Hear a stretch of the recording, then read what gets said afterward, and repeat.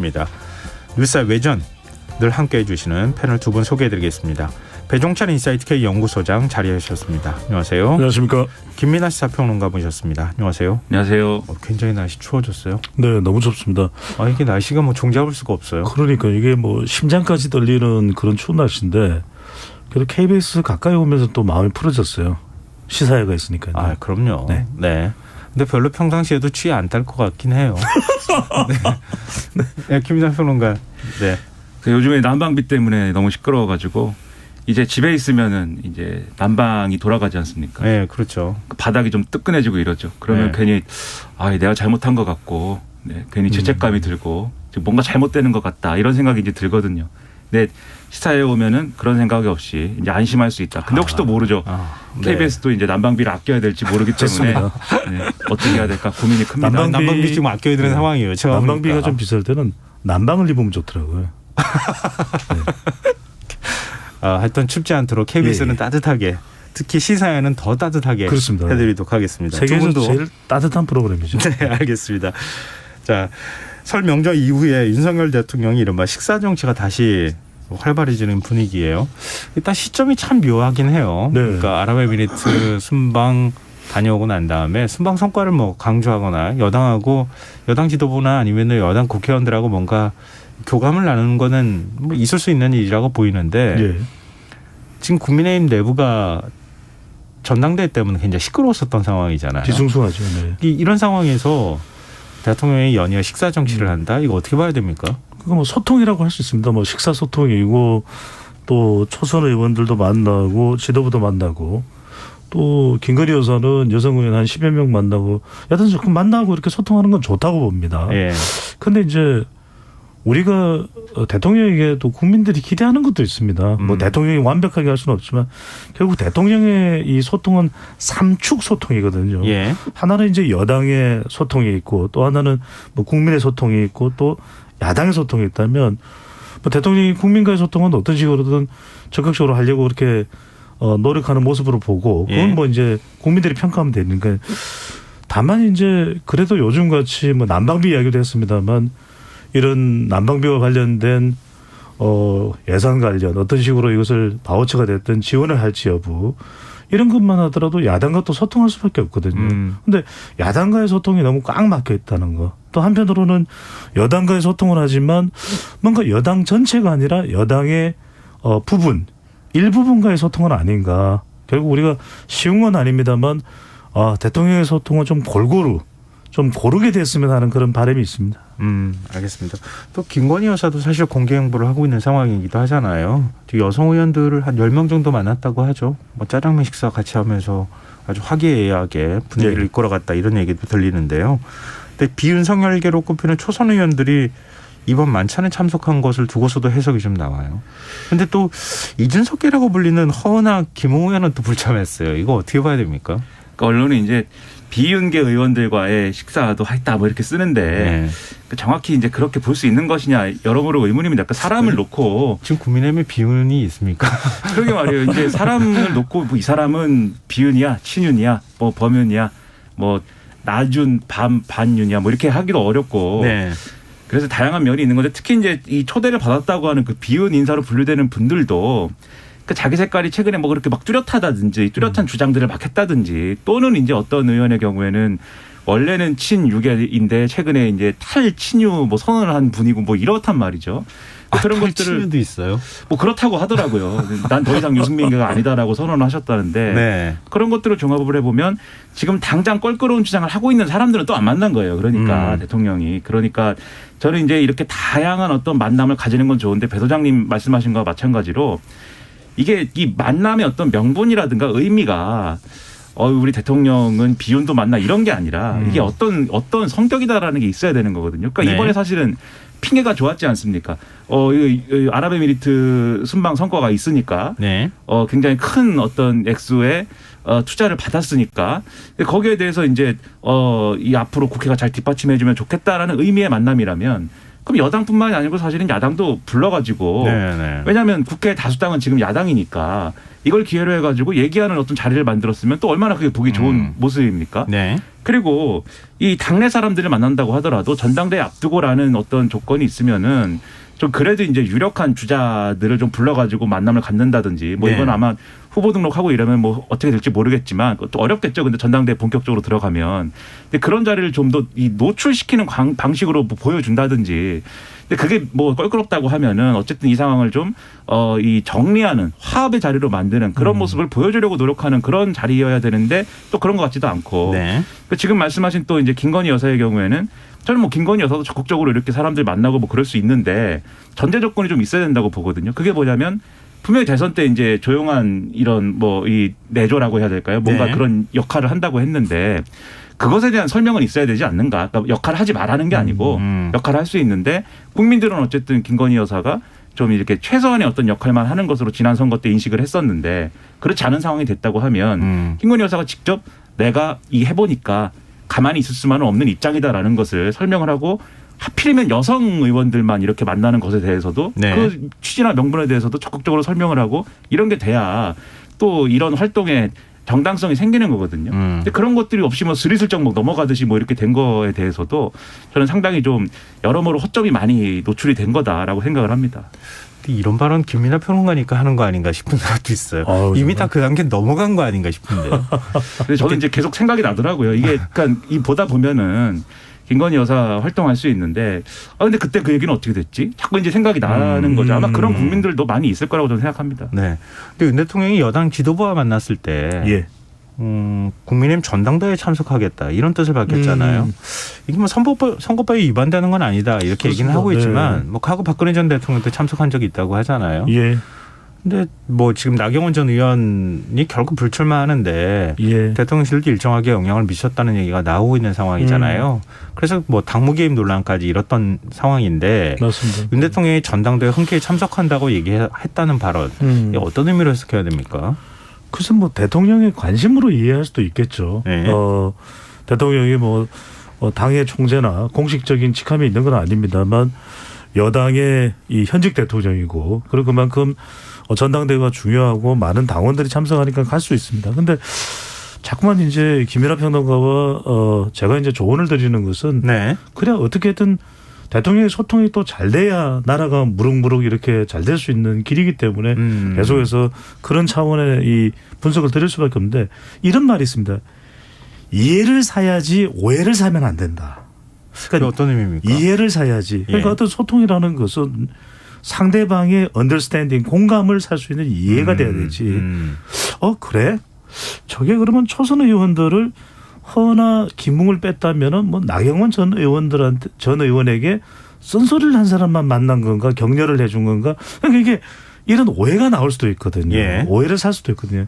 그러면 괜히 좋은 행보를 대통령이 해놓고도 그거는 억측이 나올 수밖에 없는 것이거든요. 그러니까 대표적인 것이 우리가 YS 때인가 이 남원정 이른바 남경필, 원희룡, 정병국 이들 의원들은 거침없이 이야기를 해도 그것을 받아주는 당내의 분위기가 있었습니다.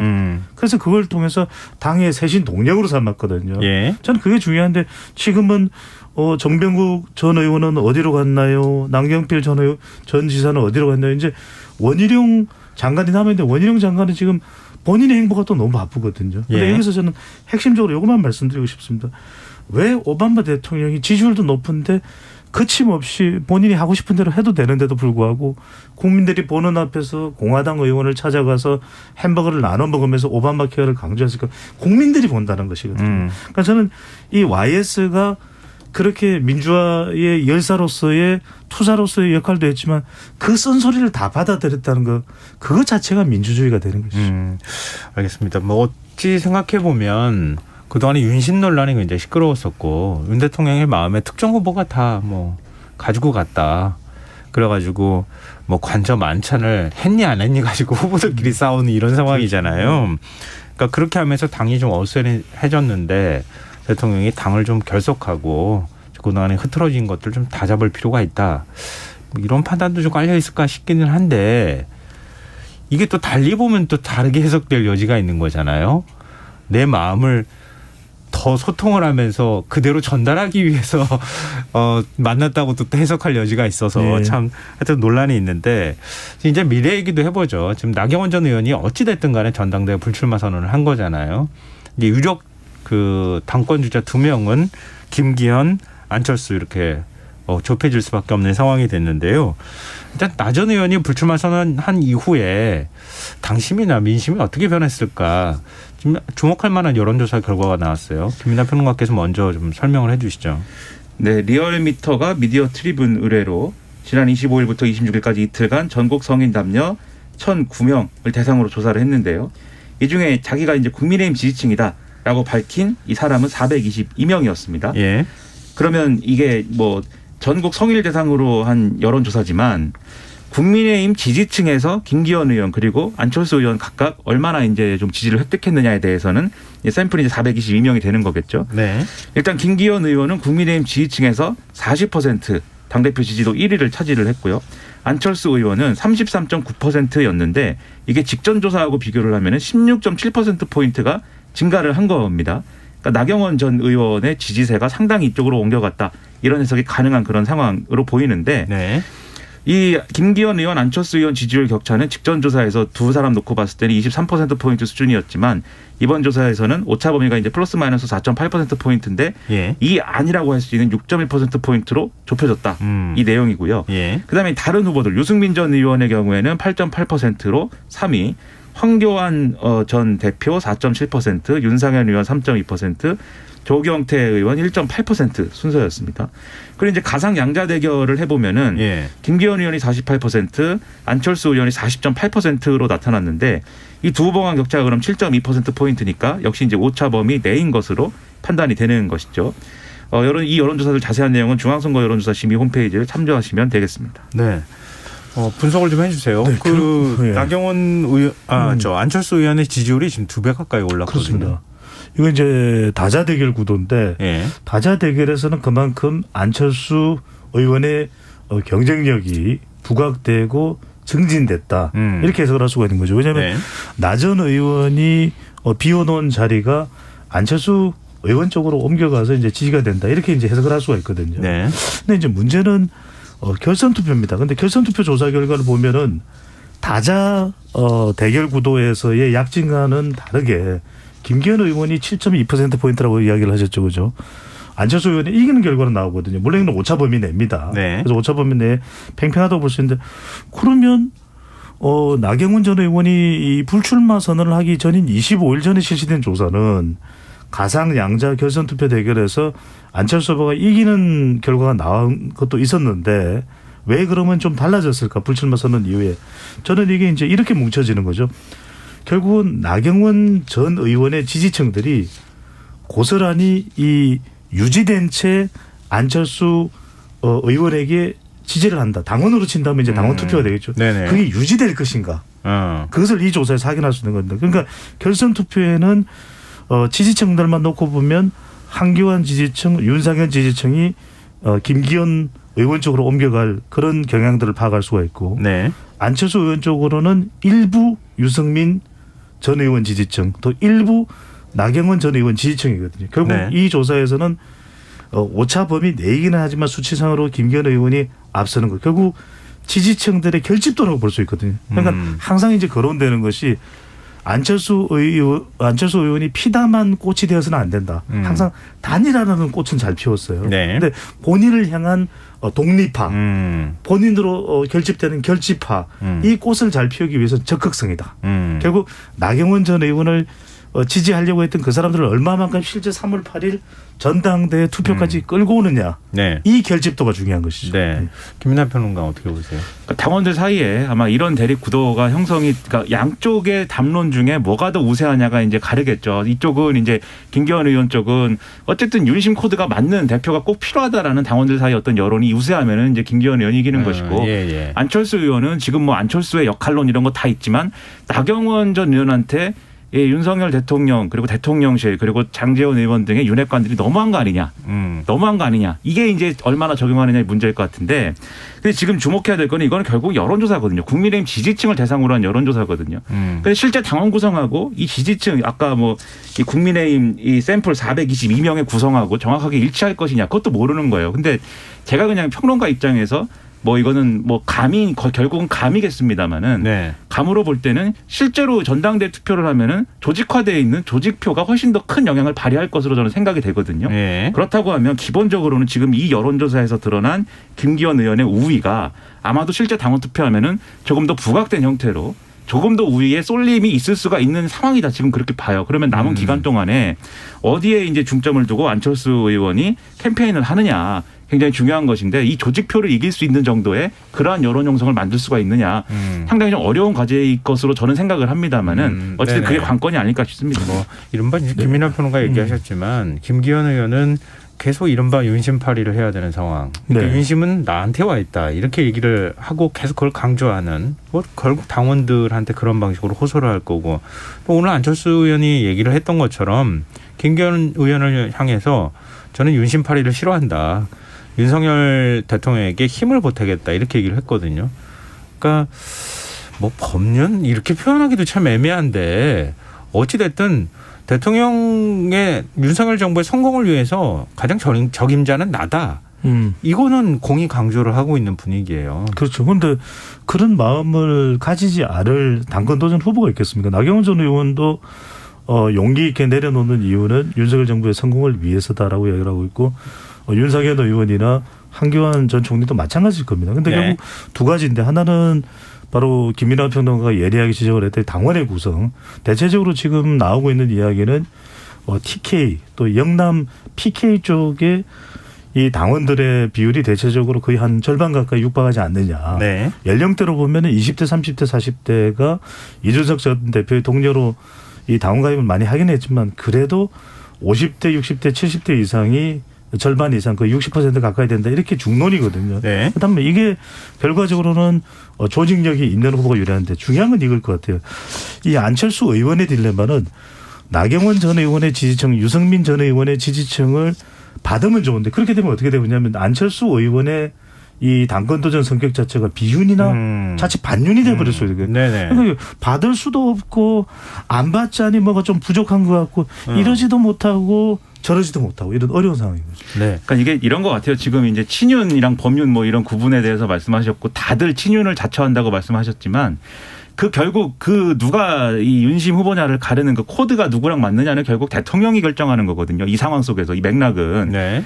이게 예를 들면은 안철수 의원이 이제 캠프 이름에 170V가 들어가 있습니다. 그러니까 내가 총선에 가서 170석을 확보할 것이다. 그리고 빅토리다. 그래서 170V가 들어가 있는데 그러니까는 뭐 170V, 170볼트의 그 플러그를 아무리 꽂아봐야 220볼트 안 들어가는 거거든요. 그러니까는 220볼트에다가 이제 꽂는 플러그 맞느냐 이게 중요한 어떤 하나의 쟁점인 건데 근데 제가 볼 때 이번 전당대회는 그래서 3대 쟁점이 있을 것 같아요. 첫째가 이 윤심 코드 맞느냐. 이 쟁점에서 이제 어떻게 하느냐. 여기 이 쟁점에서는 그래서 이제 안철수 의원이 상당히 불리한 것이죠. 그러니까 또 하나는 당성. 이 사람이 얼마나 오랫동안 이 국민의힘이라는 어떤 보수 정당에 오랫동안 그 해왔느냐. 착근이 됐느냐. 이것도 이제 안철수 의원은 불리한 것이죠. 그 쟁점마다 불리한데 마지막으로 안철수 의원이 그래도 유리하게 끌고 갈 수 있는 쟁점이 총선 경쟁력이잖아요. 그렇죠. 그리고 총선 경쟁력이라고 하면 본인의 캐릭터나 수도권이나 뭐 중도 소구력 이런 것도 있겠지만 공천 어떻게 하느냐 이게 있거든요. 근데 김기현 의원이 되면은 이른바 윤핵관 공천을 할 거다라고 보는 시각들이 많은 거고 사실은 김기현 의원은 그게 약점이니까 요즘에 그래서 김장현대 얘기를 안 하는 것이고 안철수 의원은 여기를 그런 공략을 하겠죠. 결국은 이제 윤핵관 공천 되는 것이고 그러면 총선 지는 거다. 나는 이 빚진 게 없어서 그냥 공정한 공천하는 거다. 요 구도인데 당원들이 그러면은 여기서 이제 어디를 갖고 얘기를 하는 게 어느 쪽에 힘을 실어주는 게 훨씬 더 나은 선택이냐 이걸 판단할 수가 있어야 되는 상황이다. 그것이 갈림길이다. 그렇게 이제 봐야 되는 거죠. 참 이게 이런 질문 난처할 수도 있는데요. 두 분은 결선 투표까지 갈 거라고 보십니까? 1차 투표에서 뭐 김기현 의원이 과반이 나오면 그냥 끝나는 거잖아요. 안철수 의원이 과반이 나올 가능성은 현재로서는 그렇게 높지 않다고 보통 이제 보고 있는 건데. 저는 결선 투표를 안 갈 것 같아요. 안 갈 것 같다. 김민하 평론가 어떠세요? 저도 이제 내심 그런 생각이지만 결선 투표를 가리라 봅니다. 그건 무슨 얘기입니까? 저하고 그냥. 다르게 한다는 거죠. 네, 뭐 다 똑같은 얘기만 하면은 좀 이상하니까. 왜 그래요? 그거 지금까지 구도로 보면은 우리 방송 문화 달라졌어요. 아니 근데 이번에 나경원 전 의원을 너무 무리하게 이렇게 좀 배제했다라는 여론이 또 없는 건 아니고 네네. 또 방금 말씀드렸듯이 윤핵관이라고 하는 이 분들이 전횡이 너무 심해서 그게 오히려 대통령에게 이게 좀 나쁠 수 있다. 라는 게 있다고 하면은 이런 것들을 통해서 한번 그래도 결선을 한번 해볼 필요가 있지 않아 이런 판단이 적용될 수도 있다. 근데 저는 뭐 결선에 가더라도 김기현 의원이 유리하지 않을까라고 이런 생각을 합니다. 듣고 보니 어쨌든 그럴 것 같은데요. 네. 어쨌든 김민하 평론가의 속마음은 결선까지 안 갈 것 같다는 쪽에 기울어져 있다는 건 뭐 맞는 것 같습니다. 저는 예상보다 김기현 의원이 셀 것 같다. 네, 그런 생각은 듭니다. 네, 제가. 그러면 하나만 더 질문 네. 드려볼게요. 유승민 전 의원 전당대회 출마 선언 할 것 같습니까? 저는 안 할 것 같다. 두 분 김민하 평론가 어떠세요? 이것도 이제 방송 문화가 달라졌다니까요. 네, 그 여의도 정치의 순리로 보면 안 하는 게 맞는데 네. 유승민 전 의원이 또 힘든 상황에서도 약간 좀 뭐랄까요 고집 있게 해온 것이 또 있긴 있어요. 그래서 할 수도 있다. 네, 그렇게 생각합니다. 이거는 나왔으면 좋겠다 이런 말로 제가 좀 해석을 한번 아이고 제가 뭐 좋고 나쁘고 할 건 없는데. 친유는 아니죠. 네. 아니 저는 친김이죠. 네, 알겠습니다. 김성환. 네. 저는 네. 신시. 신시사야. 이게 사실은 지금 상황으로 보면은 일반적인 정치 분석을 하는 뭐 정치인들뿐만 아니라 예. 기대는 있지만 현실은 굉장히 좀 차갑거나 맞습니다. 좀 예. 딱딱하게 굳어 있는 상황이 아닐까 이렇게 좀 근데 생각이 요거는 돼요. 하나 말씀드리면 유승민 전 의원 입장에서는 안 나오는 게 어쨌든 좋다고 생각할 수 있지만 같이 지금 묶여 있는 이준석 전 대표 입장에서는 유승민 전 의원이 사실 나와야 됩니다. 그래야 지금까지 입당 캠페인 해온 거에 성적을 한번 짚고 넘어갈 수가 있거든요. 이거 네. 실력 확인을 해봐야 되기 때문에 나왔으면 좋겠다고 굉장히 생각을 할 흥미로운 건데. 포인트네요. 근데 요게 이제 유승민 전 의원의 이해관계가 과연 맞을지 지금으로서는 저는 안 맞는다고 보지만 뭐 어떻게 될지는 좀 더 지켜보는 게 전 뭐 맞다고 봅니다. 네, 알겠습니다. 자, 지금 여러분께서는 KBS 1라디오 김성환의 시사회를 듣고 계십니다. 뉴스외전 김민하 시사평론가, 배정찬 인사이트 K 연구소장 두 분 패널과 함께하고 있습니다. 이제 좀 화제를 바꿔보죠. 민주당 이재명 대표가 내일 검찰에 이제 또 한 번 지난번에 이어서 2차 출석을 하게 되는 건데요. 이번 출석 앞두고 뭐 이재명 대표가 민생행보도 계속했고 또 검찰 수사의 부당함에 대해서도 뭐 굉장히 강한 톤으로 비판을 하기도 했었는데요. 이번 조사에서 일단은 뭐가 쟁점이 될 것으로 보세요? 저는 가장 큰 것은 과연 정말 이재명 대표가 당시 성남시장 시절에 14년인가요? 그 시점에 시장으로서의 이재명 대표가 뭔가 보고를 받아서 선제적으로 결정한 게 있었냐. 네. 왜냐하면 지금 계속 유동규 전 본부장의 이 정언을 빌어서 나오는 내용이 바로 그것이거든요. 이재명 시장이 먼저 그렇게 하라고 했었다. 이런 이야기가 나오는 것이거든요. 네. 그리고 정진상 전 실장을 통해서 이 지분의 절반 정도를 전달한다라는 것을 승인받고 뭐 시작이 됐다. 이런 이야기들이 나오는 것이거든요. 네. 결국 저는 이 부분을 가지는 조사가 될 걸로 보입니다. 왜냐하면 이건 뭔가 근거가 있는 건 아니거든요. 예. 이미 시장으로서 승인권자로서의 역할들은 뭐 이전에 우리가 2021년이었나요? 국정감사 등을 통해서 다 발언이 되었던 내용들이고 확인을 충분히 할 수 있는 내용들이 문건으로 된 것은 결과적으로 그 과정에 의도가 있었냐? 그것이 말 그대로 대장동 이른바 대장동 일당들이 지금 증언하고 있는 그 내용대로인가 아닌가? 예. 그것에 대해서 이런 정황 점검 말고 진술 점검 말고 검찰이 가지고 있는 근거 자료가 있느냐, 문서 자료가 있느냐? 저는 이게 핵심이지 않을까 싶습니다. 네, 김민하 평론가 어떻게 보세요? 그러니까는 뭐 배임 혐의가 주된 쟁점이 일단은 되는 그런 상황인데 이게 그러니까 쉽게 얘기하면은 민간업자들에게 큰 돈을 안겨주기 위해서 이 사업 구조를 이렇게 짠 거냐 의도적으로 결국은 그 문제죠. 그게 아니라 정말 정책을 잘 이렇게 추진하려고 하는 노력하는 와중에 네. 이러한 결과를 예측하지 못했으나 결과적으로 민간업자들이 다 가져가게 된 어떤 그런 사업이 됐다라고 하면은 그거는 네네. 또 배임이라든가 이렇게 볼 수 없는 것이고 그렇죠. 그건 정책 판단이니까. 근데 요건데 지금 나와 있는 여러 가지 뭐 얘기나 이런 걸로는 일단 배임이냐 아니냐의 문제를 뭐 이런 자리에서 이제 확정적으로 얘기하기는 좀 어려운 것 같아요. 이 사업의 성격상. 그래서 네. 제가 볼 때는 검찰이 기소를 하더라도 이게 그러냐 아니냐는 법정까지 가가지고 재판 과정에서 다퉈야 될 문제가 아닐까 싶은데 지금 검찰이 그리고 이제 이 수사 과정에서 나오는 여러 가지 얘기들은 이게 배임이냐 아니냐에서 지금 그치는 게 아니거든요. 네. 거의 지금 뭐 이 유동규 전 본부장이나 남욱 변호사 그다음에 이제 뭐 정영학 회계사 등등이 이제 얘기한 이런 것들을 다 지금 언론에 보도되고 있는 것들을 다 늘어놔 보면은 예. 이 대장동 일당들하고 완전히 무슨 옛날부터 한 몸처럼 돼가지고 이재명 이 대표가 예. 성남시장 시절부터 돈을 막 받아가지고 그걸로 선거 치르고 이렇게 돼 있단 말이에요. 지금 이 얘기들이. 예. 그러면 그렇다고 하면은 이 배임이냐 여부의 법적 쟁점과는 달리 일종의 여론전 그리고 이 여론전에 대해서 국민들에게 그렇지 않다라는 신뢰를 어떻게 줄 것이냐라고 하는 그러한 정치적 문제가 지금 남아있고 이게 훨씬 더 이재명 대표하고 민주당 입장에서는 중요한 것이기 때문에 네. 사실 이 법적 쟁점을 어떻게 다루느냐의 문제보다는 이 부분은 어떻게 이 부분에서 어떻게 국민 신뢰를 다시 회복할 수 있을 것이냐에 좀 더 이제 방점을 찍는 것이 지금으로서는 이재명 대표와 민주당이 굉장히 중요한 과제이다라고 제가 생각을 합니다. 이게 사실 뭐 검찰이 기소한다고 이게 다 유죄가 되는 건 아니잖아요. 그렇죠. 재판 네. 과정을 통해서 예. 어떤 건 유죄가 될 수도 있고 아니면 모두 무죄가 될 수도 있고 뭐 이건 좀 지금 상황으로서 아무도 알 수가 없는 알 건데. 수가 없습니다. 네. 그러면 어찌 됐든 뭐 정권이 바뀌든 어찌 됐든 간에 검찰이 이재명 대표를 수사하고 결국 그 수사를 통해서 기소를 하게 된다. 이거는 이제 어떤 행위가 되는 거잖아요. 그 이후에 정치인으로서의 굉장히 큰 위기를 맞게 되고 부담이 되는 것이고 그게 지금 이제 민주당이 어떻게 이 문제에 대처할 것이냐 여기에도 영향을 미치는 거란 말이에요. 근데 만약에 법원에서 최종적으로 어떤 판단이 나오기까지는 앞으로 뭐 1년이 걸릴지 2년이 걸릴지 아무도 지금 예상할 수 없는 상황이거든요. 더 걸릴 수도 있고요. 네. 그러니까 민주당은 계속 방탄 논란, 사법 예. 리스크 이거 갖고 가야 되는 상황이란 말이에요. 그렇죠. 네. 이거 어떻게 해야 됩니까?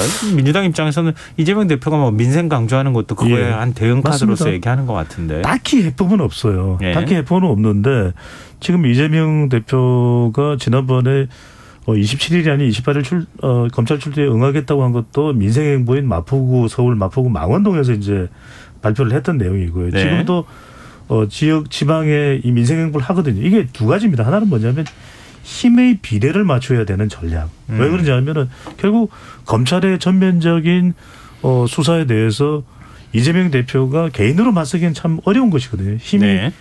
불균형하게 전개될 수밖에 없는 거죠. 그렇다면 이것을 어느 정도 보완할 수 있는 것은 역시 민심이고 여론일 수밖에 없다. 지지층들의. 네. 그래서 민생행보를 할 수밖에 없는 것이고 또 하나는 뭐냐면 민생행보를 하는 가장 큰 이유는 방금 전에 김성환 앵커께서 굉장히 중요한 말씀을 해 주셨지만은 결국은 판결은 한참 시간이 걸립니다. 그런데 예. 그 전에 사실상 이재명 대표를 총선 이전에라도 평가하게 되는 기준은 뭐냐면 더불어민주당 지지율이거든요. 예. 그러니까 계속해서 검찰과 맞대응하는 이재명 대표로서는 억울하다. 나는 이건 아무리 개인으로서 법적으로 대응을 하려도 감당이 불감당이다라는 부분들을 강조할 수밖에 없는 거죠. 그런데 여기서 한 가지만 저는 아쉬운 부분은 그런 저는 개인적으로 생각하는 것이 조금만 더 좀 명쾌하게 결국 중도층과 MZ세대를 붙잡는 싸움이거든요. 그건 다이어그램을 그려서라도 뭔가 좀 당의 전략가들이 있을 거예요. 저는 그냥 네네. 제가 당장 이제 이 상기되는 인물은 이탄희 의원 같은 사람인데 그런 사람들을 몇 명 이제 정말 논리정연한 사람들을 구성을 해서 네. 마치 다이어그램을 그리듯이 그런 부분에 대한 이재명 대표를 대변해 줄 수 있는 법리적으로 대리해 줄 수 있는 그런 좀 논리 전개가 필요한 거 아닌가라는 생각이 듭니다.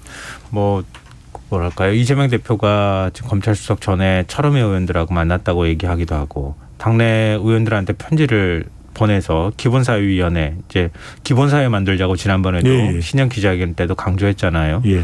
참여를 해달라 이렇게 독려하는 내용을 이제 담은 편지를 보냈다고 얘기하기도 하고 또 검찰을 향해서는 각을 좀 더 세우고 이렇게 간단 말이에요. 일종의 내부 결속을 하려고 하는 움직임하고 민생을 통해서 민주당의 존재감 또 이재명 대표의 존재감을 좀 부각시키는 두 가지 전략을 다 쓰는 것 같거든요. 김민하 평론가는 이게 좀 효과가 있다고 보세요? 저는 국민들의 이제 여론조사상의 반응이나 이런 걸 보면은 예. 효과가 지금으로서는 별로 없다고 말할 수밖에 없어요. 이것은. 네. 왜냐하면 지금 이재명 대표가 예를 들면 지금 억울한 상황이라든지 또 검찰이 과도한 수사하지 말아야 될 것을 수사한다든지 국민들이 이렇게 보지 않거든요. 네. 그런 점을 고려해 보면 지금은 그런데 그러면 앞으로 그럼 어떻게 해야 되느냐의 문제에 있어서는 저는 어쩔 수 없이 민생행보 안 할 수 없는 겁니다. 이건 국회 다수당이고 네. 수권정당인데 당연히 민생행보 지금 같은 때 해야죠. 당연히 해야 되는 것이고 그리고 이재명 대표의 어떤 사법적 문제에 대해서 대응하지 않을 수 없는 거예요. 이것도 대응해야 되는 것인데 저는 방식이 좀 문제다라고 생각을 지금 합니다. 그 국민들이 신뢰할 수 있는 방식은 아니다.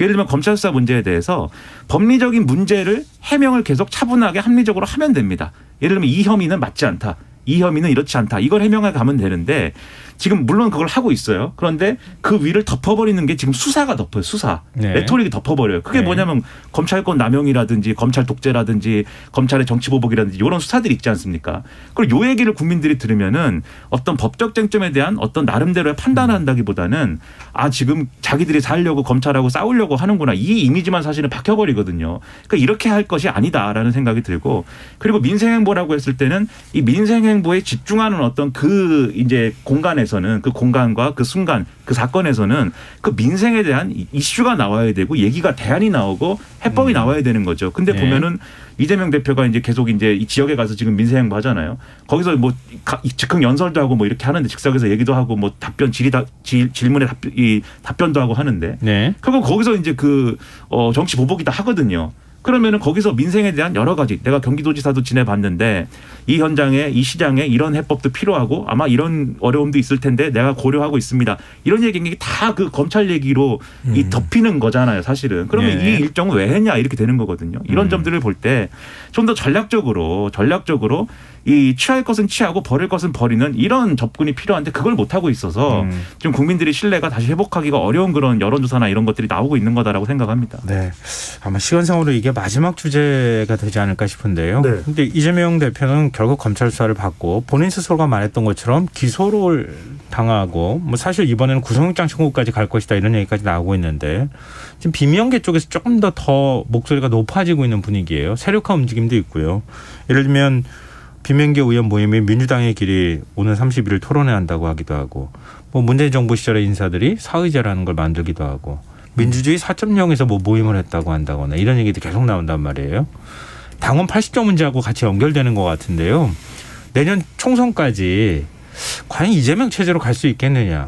그걸로 선거 승리를 할 수 있겠느냐. 이거하고 지금 직결되는 문제 아닙니까? 지금 비명계 어떻게 움직일 거라고 보십니까? 두 분은. 저는 기준은 한 2주간 평균의 민주당 지지율이라고 봅니다. 예. 왜냐하면은 재판도 그렇고 뭐 총선을 치러봐야 결과가 나오는 것이기 때문에 예. 그 전에 민주당의 길이라든지 비명계가 좀 더 목소리를 높일 수 있는 것은 결국은 당의 존립의 문제. 총선 때 이러다가 수도권을 완패하겠다. 그런 절체절명의 위기감이 감돌 때 뭉칠 수 있는 것이거든요. 비명계에서. 네. 그렇다면 지금은 딜레마입니다. 왜냐하면 이재명 대표를 그럼 대체할 수 있는 인물이 있는가? 그것도 아니고 그렇다고 해서 이재명 대표가 혐의가 명쾌하게 나와 있는 것도 아니고 예. 그렇다면 저는 결국 국민의 평가를 기준으로 삼을 수밖에 없을 거다. 왜? 결국 지지율이 말해줄 거다. 더불어민주당 지지층 내에서는 이재명 대표에 대한 지지와 결속도가 높아요. 예. 그럼 저는 전체적으로 봤을 때 이 2주간 평균을 냈을 때 더불어민주당 지지율이 25% 이상 유지되느냐 아니면 2주간 평균이 25% 평균을 냈을 때 밑으로 내려가냐. 저는 밑으로 내려가면 수도권에서 이기기 힘들거든요. 그래서 저는 비명계에서 일단 행동으로 갈 가능성도 열려 있다.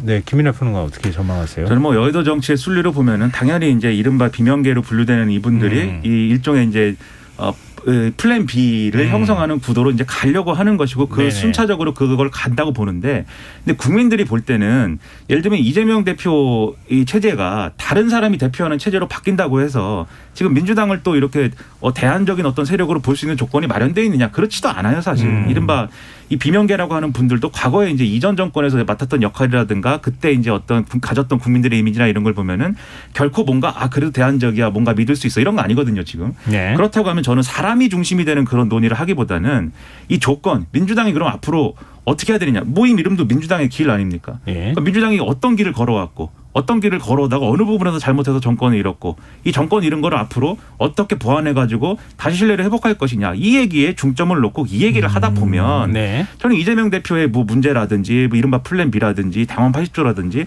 순리대로 풀릴 수 있는 거거든요. 근데 이게 또 내부에 그러한 어떤 사람을 가지고 어떤 싸우는 그런 구도가 되면 이게 지금 여당이 친윤 비윤 뭐 이래갖고 싸우는 거랑 비슷하게 국민들 눈에는 보일 거예요. 오히려 그렇게 하지 말아야 되는 게 지금은 답이다라고 생각을 합니다. 네, 알겠습니다.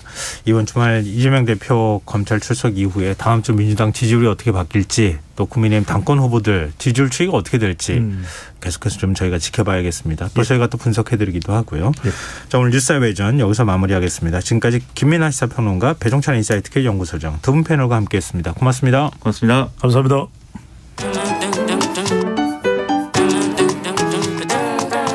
일일 시사권장량 채워가세요. 골고루 담았습니다. 당신만을 위한 하루 시사 김성환의 시사야.